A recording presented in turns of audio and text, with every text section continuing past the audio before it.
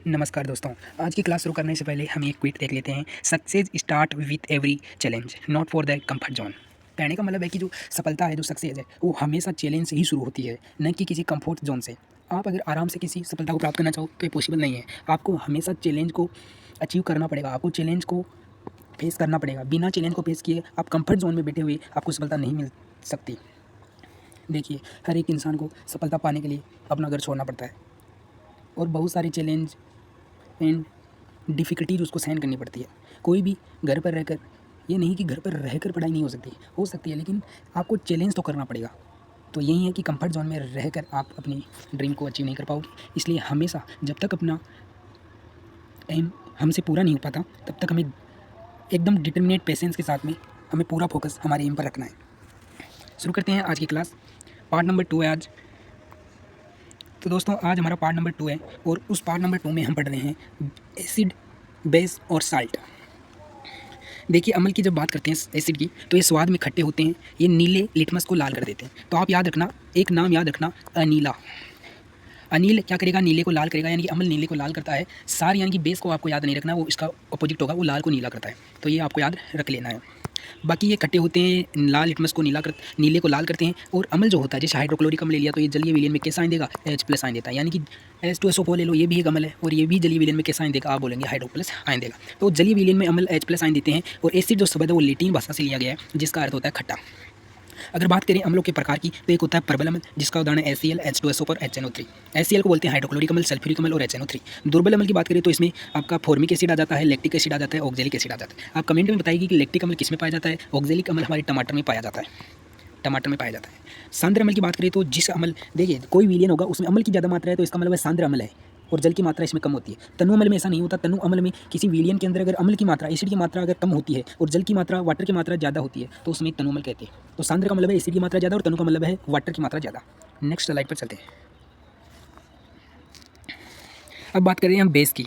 ये स्वाद में कड़वे होते हैं, ये लाल को नीला करते हैं, ये जली विलयन में OH- आयन देते हैं। अगर मैं बात करूं कि सोडियम हाइड्रोक्साइड, ये क्या अपने आप में बेस है, और ये जब भी जली विलयन में अगर देगा तो ये OH- आयन देता है।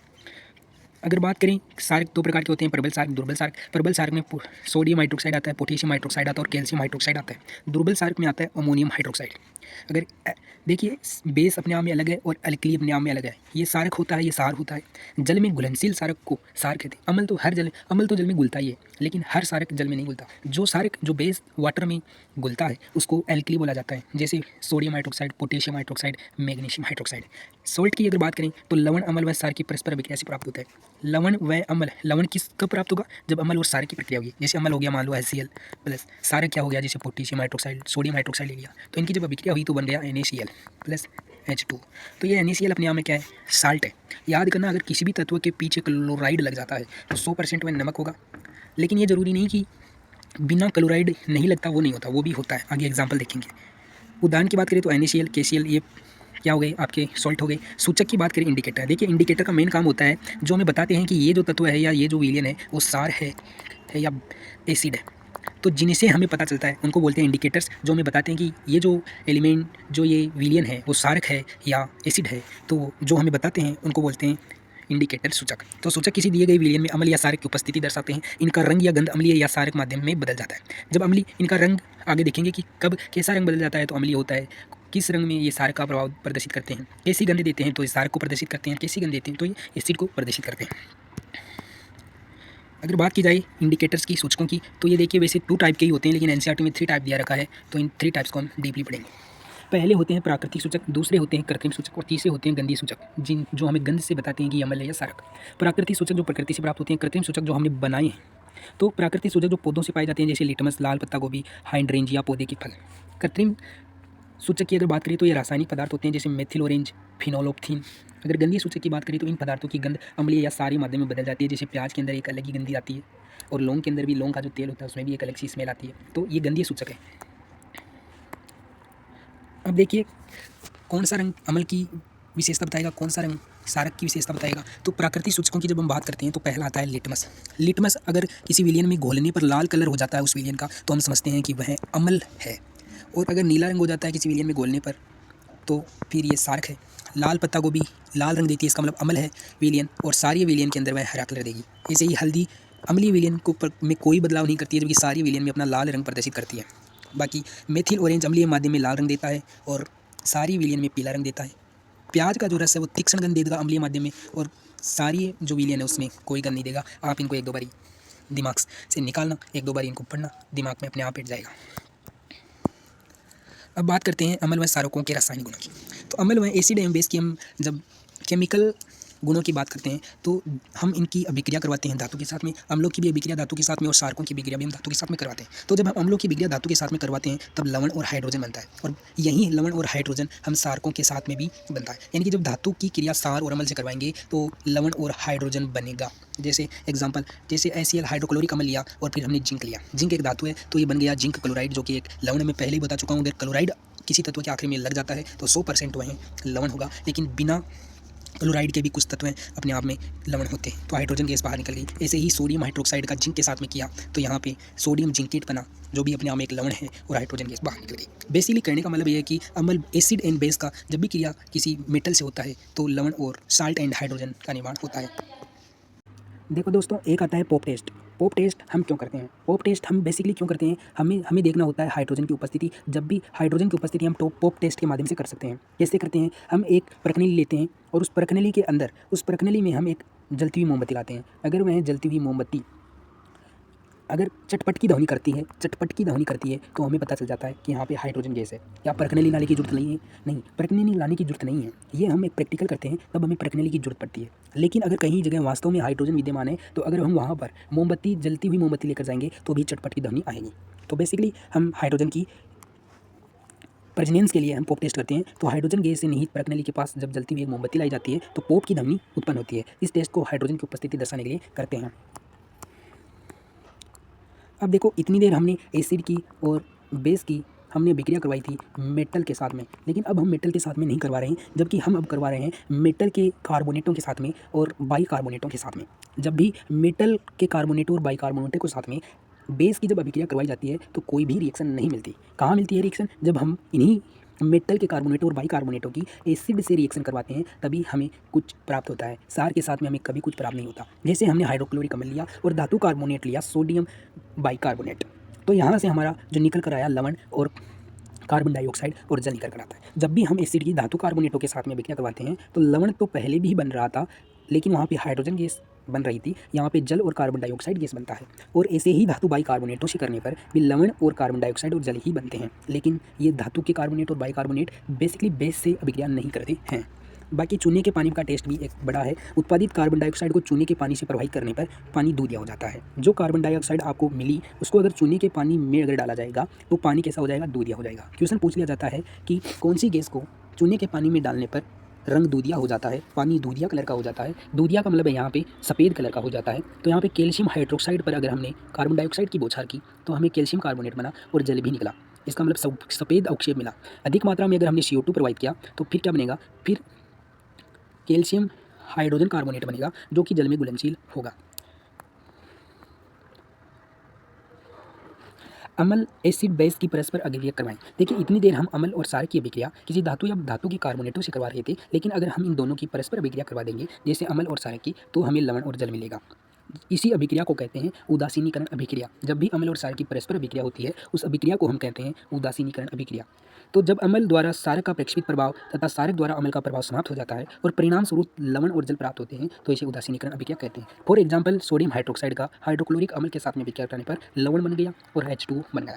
तो प्रबल अम्ल और दुर्बल क्षारक की जब अभिक्रिया करवाई जाती है तो अम्लीय लवण बनता है और जल बनता है। बेसिकली हमने देखा कि लवण तो बनेगा और जल भी बनेगा।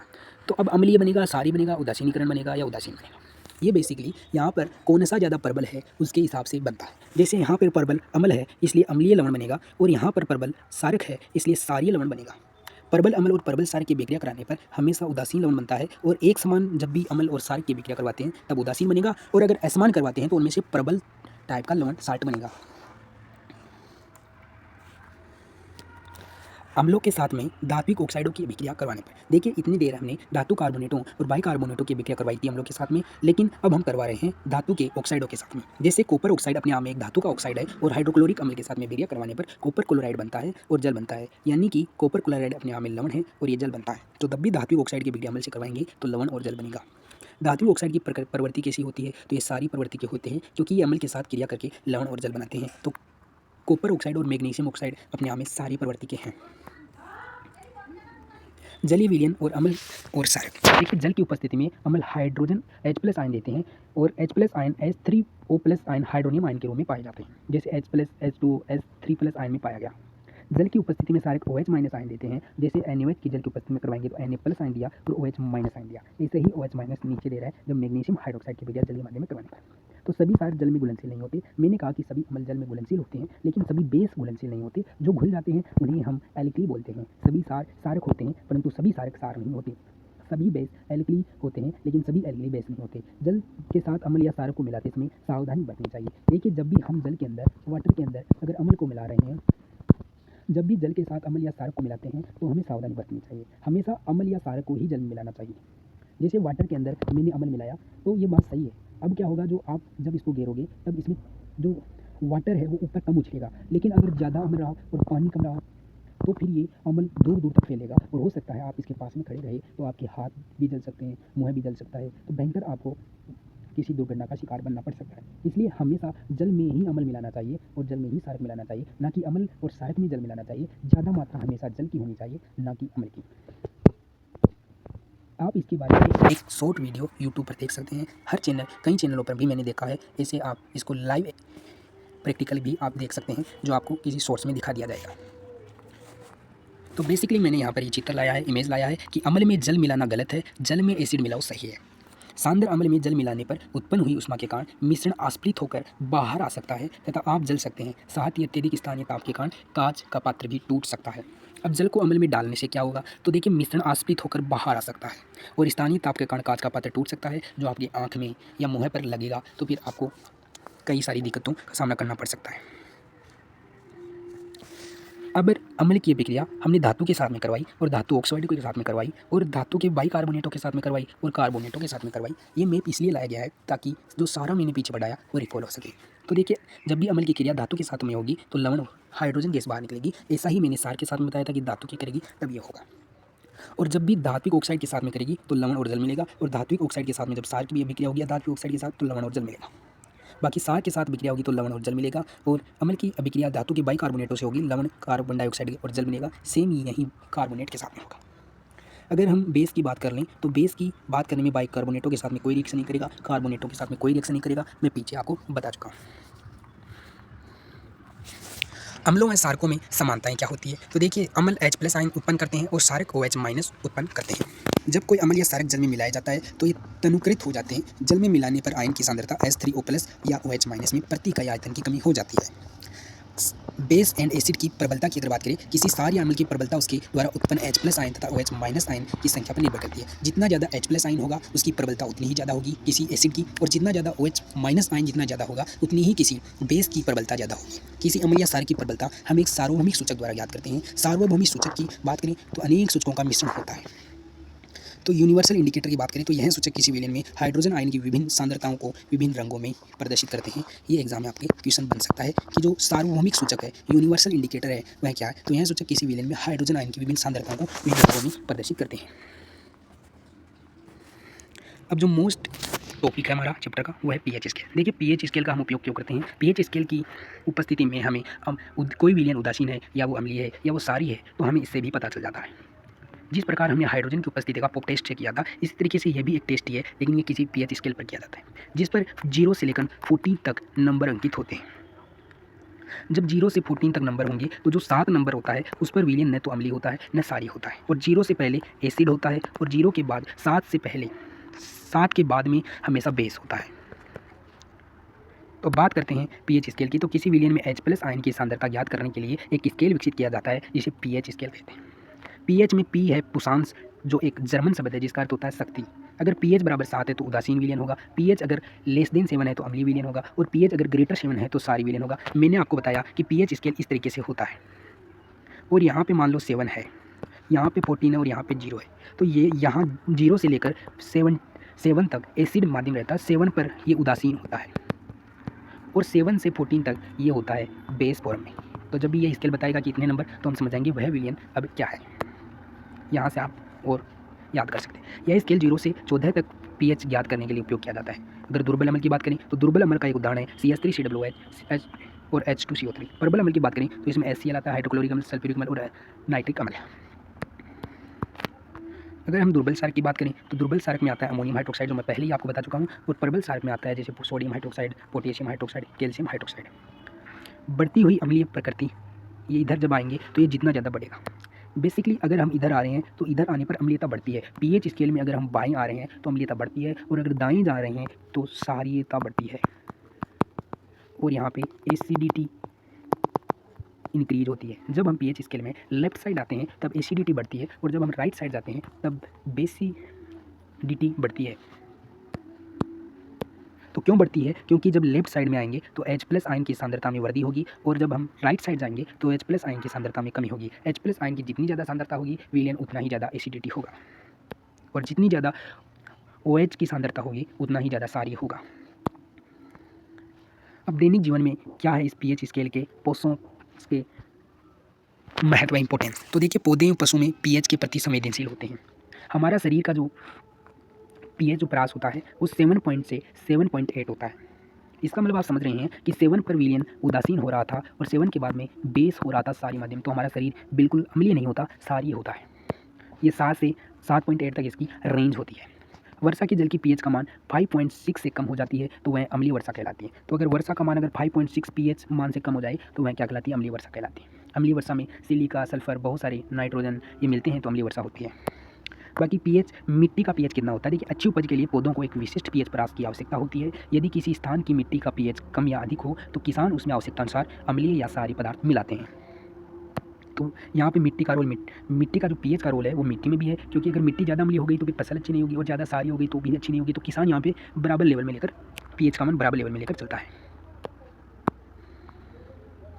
अब देखिए, इंपॉर्टेंट ये स्लाइड है हमारे पाचन तंत्र का पीएच। हमारा उदर यानी कि जो पेट है, स्टोमक है, वो हाइड्रोक्लोरिक अम्ल उत्पन्न करता है। याद रखना, हमारा जो पेट है, जो हमारा स्टोमक है, वो हाइड्रोक्लोरिक अम्ल ही उत्पन्न करता है, जो भोजन के पाचन में सहायक होता है। अपच की स्थिति में, यानी कि जब हमारे शरीर के अंदर भोजन नहीं पचता है तो उस स्थिति में उदर क्या करेगा? ज़्यादा मात्रा में हाइड्रोक्लोरिक अम्ल उत्पन्न करेगा, जिसके कारण उदर में दर्द व जलन का अनुभव करता है। बेसिकली जो आप जूस पीते हैं, जिनकी मैं बात कर रहा हूँ, जो बोतलों में अंदर जूस आता है, बोतलों के अंदर जो जूस आता है उसमें क्या होता है? एसिड भरा हुआ होता है, और ये एसिड क्या करता है? शरीर को काटता है, शरीर को अंदरूनी घाव देते हैं, जैसे शरीर के अंदर छाले हो जाते हैं लगातार सेवन करने से, तो इस तरीके की समस्याएं उत्पन्न हो जाती हैं। तो अगर हमारे शरीर में अपच की स्थिति रही तो ज़्यादा हाइड्रोक्लोरिक अम्ल उत्पन्न हुआ, और फिर वह क्या करेगा? उधर में दर्द करेगा, जलन करेगा, छाले भी कर देगा। तो इस दर्द से मुक्त होने के लिए एंटासिड जैसे सारकों का उपयोग करते हैं, जो अम्ल की अधिक मात्रा को उदासीन कर देता है। तो ज़्यादा अम्ल रहेगा तो अम्ल को कम करेंगे, जब इसमें सार मिला देंगे तो ये अम्ल कम हो जाएगा, और फिर हम एक लेवल में ले लेते हैं, तो वो सार हमारे शरीर में एंटासिड होता है, जिसे मिल्क ऑफ मैग्नीशिया भी कहते हैं। पीएच परिवर्तन के कारण दंत से भी हो जाता है। हम देखेंगे कि लगातार हम अम्लीय चीज़ों को खा रहे हैं तो हमारे दांत खराब होने लग जाते हैं, या ज़्यादा सारी चीज़ें खा रहे हैं तो भी हमारा जो दांत है, टीथ है, वो खराब होने लग जाते हैं। तो मुंह के जो पीएच का मान होता है वो 5.5 से कम होने पर दांतों का क्षय प्रारंभ हो जाता है, और ये ज़्यादा मात्रा में होता है तब भी होता है, तो इसको लेवल में रखना पड़ता है। दांतों का इनिमल दंत वल्क कैल्शियम फॉस्फेट से बना होता है, जो कि शरीर का सबसे कठोर पदार्थ होता है। ये जल में नहीं घुलता, लेकिन मुंह पीएच का मान 5.5 से कम होने पर संसारित हो जाता है। अगर बात करें क्षारीय दंत की, तो मंजन का उपयोग करने से पहले अम्ल की अधिक मात्रा को उदासीन किया जाता है। पशुओं एवं पौधों द्वारा उत्पन्न रसायनों से आत्मरक्षा। तो देखिए, मधुमक्खी का डंक एक कमल छोड़ता है, जिसके कारण दर्द एवं ज्वलन का अनुभव होता है। डंक मारे गए अंग में बेकिंग सोडा के उपयोग से आराम मिलता है। नेटल के डंक वाले बॉल मेसोनोइक अम्ल छोड़कर जाते हैं, मेसोनोइक भी बोलते हैं इसको, और इसको मेथेनोइक एसिड है, और इसको ही फार्मिक एसिड भी बोलते हैं, जिनके कारण जलन वाले दर्द का अनुभव होता है। इसका इलाज डंक वाले स्थान पर डंक पौधे की पत्ती रगड़कर किया जाता है। डोक पौधा आता है, डोक पौधा, उसकी पत्तियों को रगड़कर किया जाता है। और हम क्या करते हैं? बेकिंग सोडा का भी यूज करते हैं।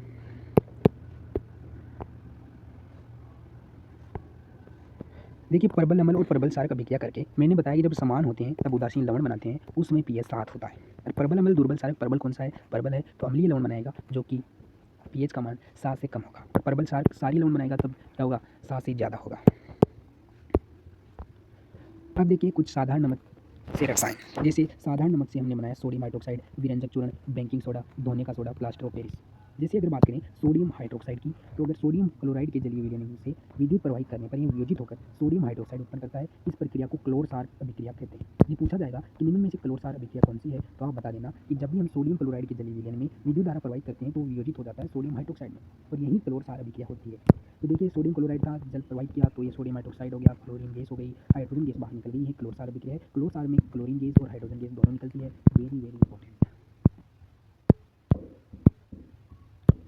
अब इसके NaOH के जो उपयोग है वो क्या है, तो ईंधन मार्गरीन में उपयोग किया जाता है, जल की स्वच्छता में किया जाता है। क्लोरीन गैस की जल की स्वच्छता में उपयोग किया जाता है। बाकी हाइड्रोक्लोरिक अम्ल का उपयोग इस्पात की सफाई में, देखिए जो चीज़ इस्पात की सफाई में यूज हो रही है वो आपके पेट में भी बन रहा है, तो कितना आप देखो इस्पात को भी गला सकता है, तो पेट क्या चीज़ है, लेकिन एक लिमिट। तो औषधियों में बनाने में भी हाइड्रोक्लोरिक अम्ल यूज होता है। बाकी सोडियम हाइड्रोक्साइड का जो उपयोग है धातु से ग्रीज हटाने के लिए किया जाता है, साबुन कागज बनाने में भी इसका उपयोग होता है। अब क्वेश्चन ये बनता है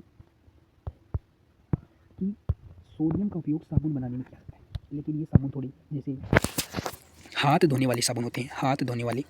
लेकिन अगर मैं कहूँ नहाने वाले साबुन कहाँ से बनते हैं, नहाने वाले साबुन, तो आप बोलना है पोटेशियम हाइड्रोक्साइड से बनते हैं।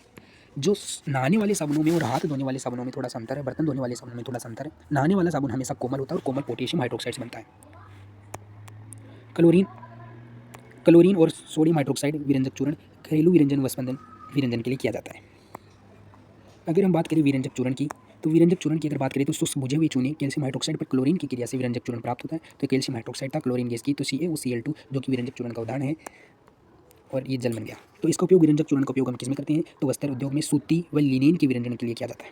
बाकी कागज की फैक्ट्री में लकड़ी के मज्जा के विरंजन के लिए किया जाता है। रासायनिक उद्योगों में उपचाय के रूप में भी इसका उपयोग होता है, और पीने वाले जल को जीवाणुओं से मुक्त करने के लिए रोगाणुनाशक भी किया जाता है। और क्लोरीन गैस का भी जल की स्वच्छता के लिए कर रहे थे, लेकिन विरंजक चूर्ण का भी आप देखते हो इसमें क्लोरीन गैस है, तो इस तरीका इसका भी किया जा सकता है। अगर बात करें बेकिंग सोडे की, तो NaCl प्लस जल की अभिक्रिया plus carbon dioxide plus ammonia की अभिक्रिया करवाएंगे, तो ये बन गया आपका बेकिंग सोडा, जिसको बोलते हैं सोडियम हाइड्रोकार्बोनेट। और ये बेकिंग सोडा बन गया। यह एक दुर्बल असंसारक सार है। खाना पकाते समय गर्म करने पर हमें इसे निम्न अभिक्रिया होती है, तो इसी निम्न अभिक्रिया ये होती है। तो जब भी हम बेकिंग सोडे को गर्म करेंगे तो ये सोडियम कार्बोनेट जल और कार्बन डाइऑक्साइड गैस देगा। अब है धोने का सोडा। पिछली क्लास में मैंने आपको एक क्वेश्चन पूछा था, देखते हैं लेकिन कितने कमेंट करते हैं। धोने का जो सोडा है उसका रासायनिक नाम होता है, रासायनिक जो सूत्र होता है वो Na2CO3.10H2 होता है। सोडियम कार्बोनेट के पुनः क्रिस्टल से धोने का सोडा प्राप्त होता है। यह एक क्षारीय लवण है। बाकी इसका उपयोग कांच, साबुन, कागज उद्योग में होता है। इसका उपयोग बोरेक्स के उत्पादन में भी होता है। अगर आपको पूछे निम्न में से बोरेक्स के उपयोग में होता है तो धोने का सोडा यूज किया जाता है। इसका उपयोग घरों में साफ सफाई के लिए भी होता है। जल की स्थायी कठोरता को हटाने के लिए भी धोने का सोडे का उपयोग करते हैं। समझ गए? तो जल की स्थायी कठोरता को हटाने में भी हम धोने का सोडा करते हैं, लेकिन अस्थायी कठोरता को हटाने के लिए इसका उपयोग नहीं किया जाता। अस्थायी कठोरता को उठाने के लिए हम सोडियम सल्फेटों का यूज करते हैं, ना कि कार्बोनेटों का यूज करते हैं। तो सल्फेटों का यूज हम अस्थायी कठोरता को हटाने के लिए करते हैं। अब लास्ट जो हमारा आज का था उसके अंदर था प्लास्टर ऑफ पेरिस। देखिए प्लास्टर ऑफ पेरिस में CaSO4 कैल्शियम सल्फेट पॉइंट आधा H2 आता है। जल का कितना अणु आया, आधा है। तो जिप्सम को अगर 373 केल्विन पर गर्म करने पर यह जल के अणुओं को त्याग कर कैल्शियम सल्फेट हेमिड्राइट अर्धहाइड्रेट POP बनाता है, प्लास्टर ऑफ पेरिस बनाता है। तो यह सफ़ेद चूर्ण और जल मिलाने पर यह पुनः जिप्सम बनकर ठोस पदार्थ बन जाता है। जैसे अगर हमने इसको जल से मिलाया तो ये क्या बन गया, जिप्सम बन गया। तो जिप्सम का भी सूत्र आपको याद रखना है। जिप्सम में जल के 2 अणु आते हैं और प्लास्टर ऑफ पेरिस में जल का आधा अणु आता है।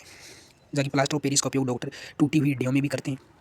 इसका उपयोग खिलौने बनाने, सजावट का सामान बनाने के लिए भी किया जाता है। इसका उपयोग सतह का चिकना बनाने के लिए भी किया जाता है। अब क्रिस्टल का जल, तो लवण के 170 इकाई में जल के निश्चित अणुओं की संख्या को क्रिस्टल का जल कहते हैं। देखिए आज जो क्लास बताइए वो मेरे हिसाब से बहुत बेनिफिशियल रहने वाली है 2025 के लिए, चाहे वो आपकी हो, ND हो या CDS हो। ये क्लास बहुत शिद्दत के साथ में, बहुत मेहनत के साथ में बनाई गई है। मैं ज़रूर चाहूँगा और ज़रूर आप भी एग्ज़ाम के बाद में देखना कि इस क्लास से लगभग 2 क्वेश्चन ND हो, CDS हो या आपके हो, 2 क्वेश्चन एक पेपर में मिलेंगे। और भी अब वीडियो आएंगे और आपकी केमिस्ट्री में जो 10 या 15 जो क्वेश्चन आते हैं वो इससे बाहर नहीं जाएंगे। अभी तो शुरुआत है, अभी तो बहुत कुछ कराना बाकी है। शुरुआत से ही आप देख चुके हैं कि कंटेंट कितना अच्छा ला रहा हूँ। अब जो क्वेश्चन आए हैं पिछली बार ही 2024 के सेकंड इंटेक में ND CDS में, वो क्वेश्चन दिखा रहा हूँ। अभी मैं पूरे क्वेश्चन नहीं लेकर आया हूँ, मैं तो 2-3 क्वेश्चन ही लेकर आया हूँ। आए तो 5-7 क्वेश्चन है, लेकिन मैं 2-3 क्वेश्चन ही लेकर आया हूँ जो आप देखो। अभी मैं बता कर आया हूँ कि जो विरंजक चूर्ण है वो क्या होता है, CaOCl2, तो कैल्शियम ऑक्साइड क्लोराइड। यहाँ पे देखो कौन सा है, ऑप्शन सी। तो एक के अंदर आ गया 3, एक के अंदर आ गया 3। खाने का सोडा, मैंने बताया जो खाने का सोडा होता है वो NaHCO3, सोडियम बाइकार्बोनेट। बी के अंदर आ गया एक। धोने का सोडा मैंने अभी बताया था, धोने का सोडा क्या होता है। और परास्ट और ओपेरिस में मैंने बताया था कि जो परास्ट ओपेरिस है उसमें आधा जलाता है कैल्शियम सल्फेट। तो डी के अंदर 4 है और ए के अंदर 3 है और बी के अंदर 1 है, तो option A the correct answer. इसी क्लास से आया है CBS का ये, इसी क्लास से। ये देखो एनडी के अंदर इसी साल 2024 का सेकंड देखो, मानव शरीर में फीवर सीमा रेंज क्या है, तो मानव शरीर में 7 से 7.8 है। ये देखो लिटमस एक सुपरिचित अनुसारक है, सूचक है। कौन सा है प्रकृति सूचक है, प्रकृति से मिलता है, किससे मिलता है, लाइकेन से। किससे मिलता है, लाइकेन से। Option be the correct. मैं हर एक चीज़ पढ़ा गया हूँ। ये प्रकृति से मिलते हैं, टोको से कहाँ से मिलते हैं, पौधों से मिलते हैं और लाइकेन नाम का पौधे से मिलता है। तो बस इतना ही पढ़ाया जाएगा जो एग्जाम में आएगा और 10 से 15 क्वेश्चन, एक भी क्वेश्चन बाहर से नहीं आएगा। कोई क्वेश्चनों के अंदर लैंग्वेज थोड़ी अलग आ सकती है, लेकिन आप अगर उनको समझ कर दोगे तो 100% इन्हीं क्लास से आएगा। बाकी मिलते हैं नेक्स्ट वीडियो में, सपोर्ट बनाए रखिएगा। बहुत अच्छा कंटेंट लाने में हमें भी दिक्कत होती है, मेहनत करनी पड़ती है, कंटेंट बनाना बहुत ही खतरनाक काम है। तो होपफुल आपका सपोर्ट रहेगा तो ये जोश है वो बरकरार होगा और उससे आपको भी एक बड़ी अपॉर्चुनिटी मिलेगी। Thank you for guys.